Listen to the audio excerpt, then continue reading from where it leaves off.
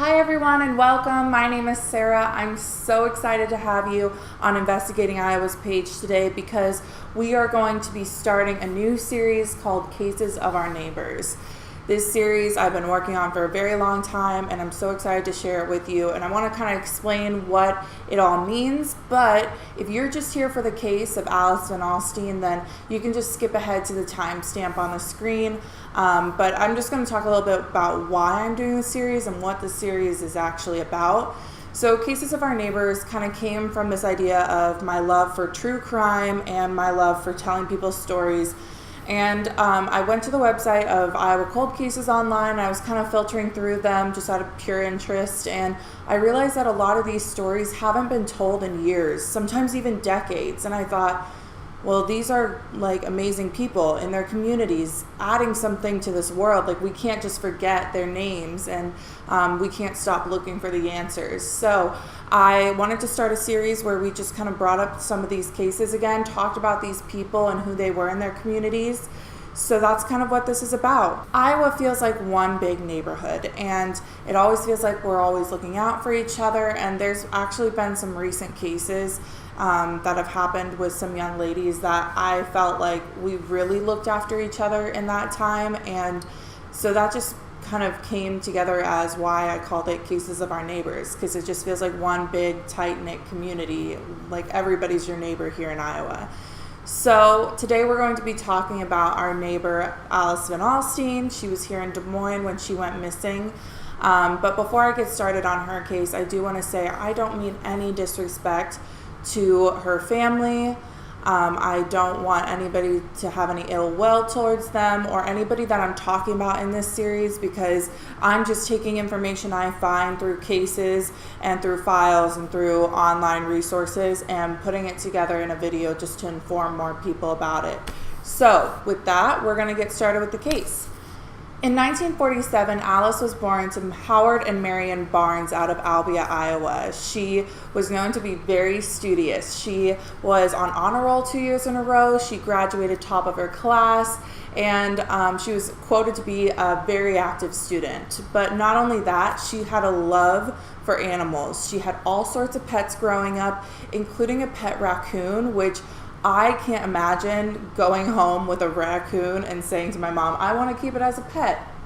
But she did, and she took care of it, and that actually led her to want to become a vet herself. So she went to Iowa State University to get her vet degree, and she ended up having to drop out because she didn't have the money to continue with her education.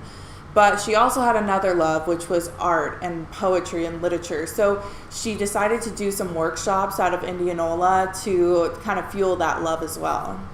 In 1967, Alice got married to Lee Harlow Andre and had 4 children with him. 2 of the children had mental disabilities, and 1 of which had epilepsy.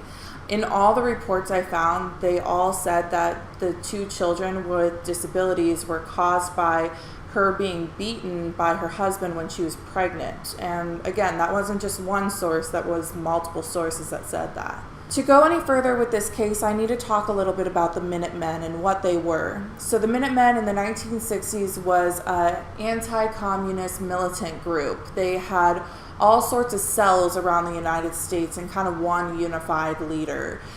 Their purpose was that if the communist groups from other countries would come over and try and take over our government, they would break out and kind of rebel in a sense. They were super afraid that our country would be taken over by communist leaders. One of these cells was in Des Moines, and Alice was known to be a sympathizer to this group. So I'm not sure if that just meant that she aided and supported this group or if she actually was in the Minutemen. But from what it sounded like, it sounds like she was just kind of aiding in support of the Minutemen. It also was kind of talked about that Lee Andre had gotten her involved. It's also not clear what his role it was, if he was a sympathizer or if he was actually in the group. But it was kind of made clear through these articles that her husband Lee had kind of got her involved with the group. So on January 3rd, 1975, Alice actually divorced Lee and got married the same exact day to Merlin Van Alstine. Their marriage only lasted a little less than a year, missing their 1-year anniversary by 2 days. This leads us to 1976.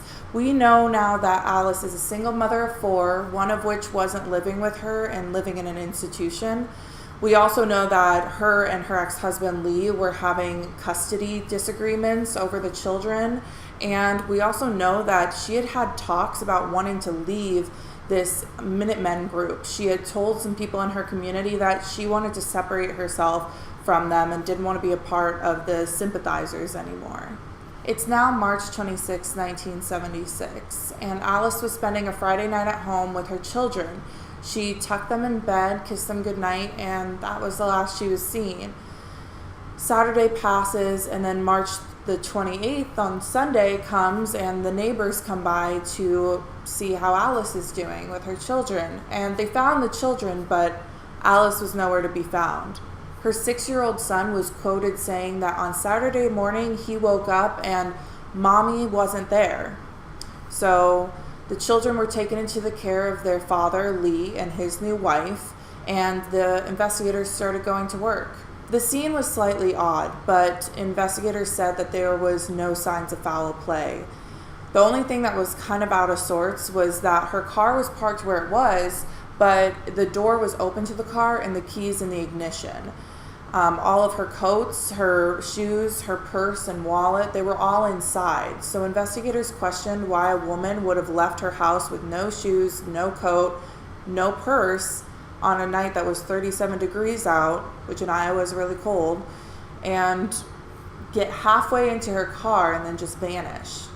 One report I found, and like I said, only one report, said that there were shell casings all over the floor of her home, but they said that this wasn't abnormal because Alice was on the ISU shooting team, and so she would set up a mattress and a bunch of magazines to absorb her bullets when she would practice shooting in her living room. So this was one report I found, so I don't know exactly how credible that was, but they said that this wasn't seen as abnormal or foul play because she did this quite often. Investigators also started interviewing her friends and her family, asking if she would have left Des Moines and just started a new life somewhere.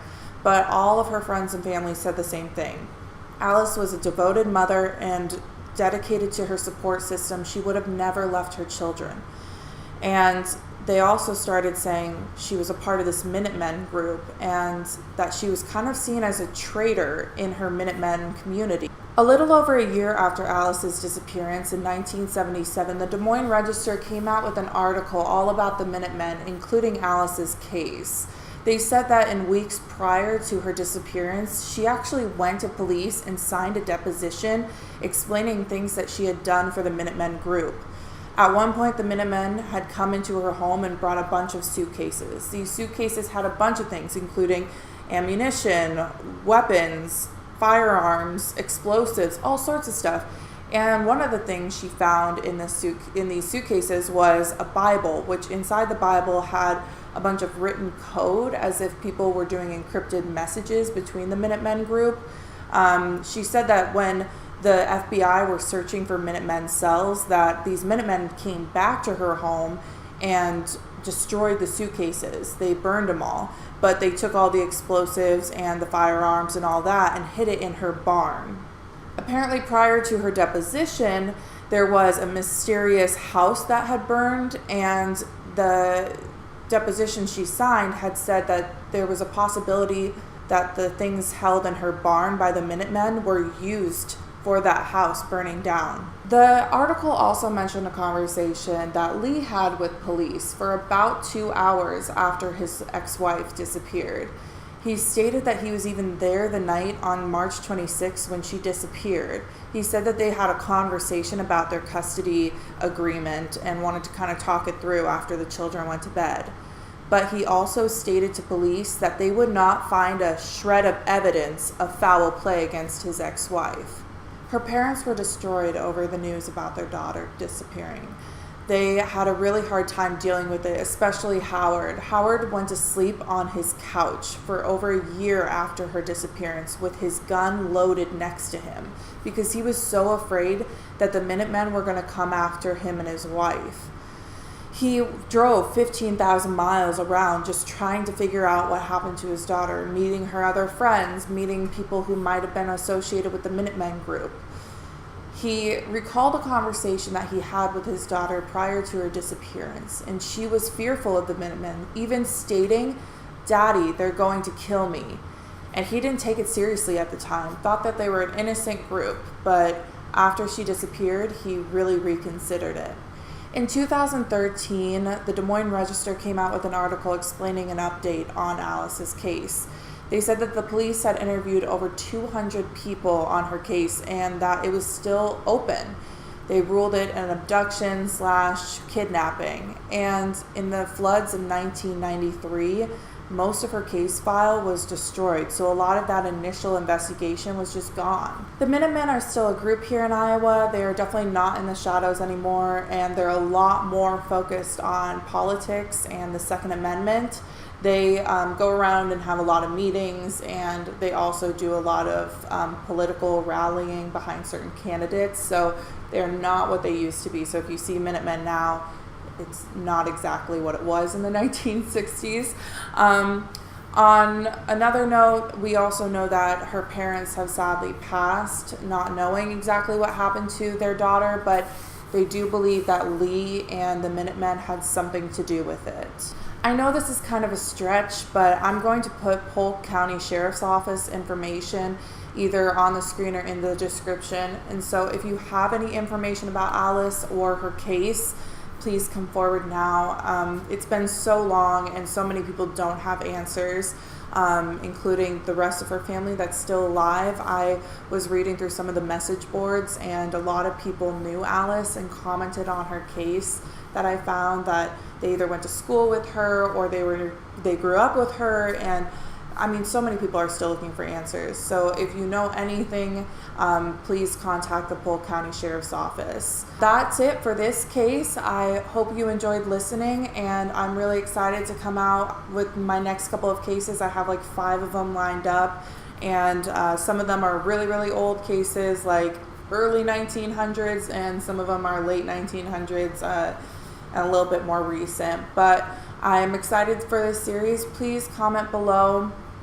We obviously mean the most respect to her family, and we wish them the best. We hope that they're doing well, but I just hope that you guys are also respectful in the comment section when you're talking about this case, and just understand that it's still unsolved and we don't exactly know what happened, but we trust authorities to do their job as well.